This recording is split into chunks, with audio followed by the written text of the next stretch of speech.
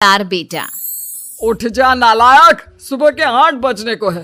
तुझे एग्जाम नहीं देना क्या? थोड़ी देर और सोने दीजिए ना पापा। तू उठता या फिर मैं तेरे ऊपर पानी फेंकूं? रोज गधों की तरह सोता रहता है।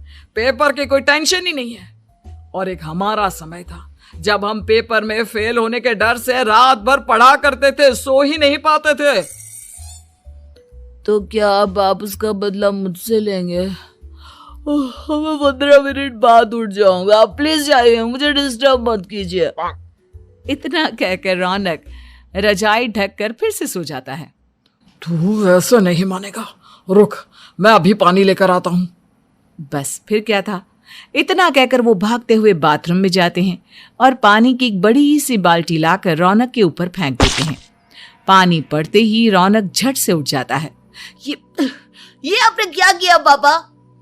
अब तू उठेगा नहीं तो यही करना पड़ेगा ना।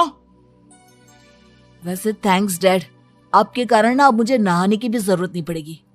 चलिए अब आप माँ से बोलकर मेरे कपड़े निकलवा दीजिए, तब तक मैं ब्रश कर लेता हूँ। वैसे कल ना आप एक काम और करना, नहलाने के साथ साथ मुझे ब्रश भी करवा देना। ये ब्रश करने में ना मुझे बहुत आलस आता है। रौनक की बातों से अरविंद का मुंह खुला का खुला रह जाता है। वो अपनी पत्नी कमला के पास जाता है और रौनक की हरकतों के बारे में बताता है, जिसे सुन उसकी पत्नी हंसने लगती है। तुम अपने बेटे को समझाने के बजाय हंस रही हो।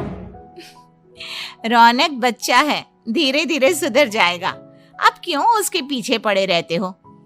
अभी नहीं सुधरेगा तो कब सुधरेगा? 10वीं क्लास में है रौनक, वो अब कोई बच्चा नहीं रहा। अरविंद की इतना बोलते ही वहां रौनक भी आ जाता है। क्या डैड, मैंने आपको एक काम दिया था, वो भी नहीं हुआ आपसे। अरे क्या हुआ बेटा?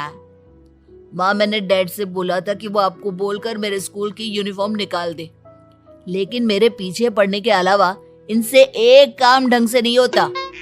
देख रही हो कमला, देख रही हो अपने लाडले को? अरे आप चुप रहिए जी। चलो बेटा, मैं तुम्हें कपड़े निकाल कर दे देती हूँ। बस ऐसे ही साल पर साल बीतते जाते हैं, लेकिन रौनक के रवैये में कोई बदलाव नहीं आता। वो पहले से भी ज्यादा आलसी और पूरी तरह अपने माता पिता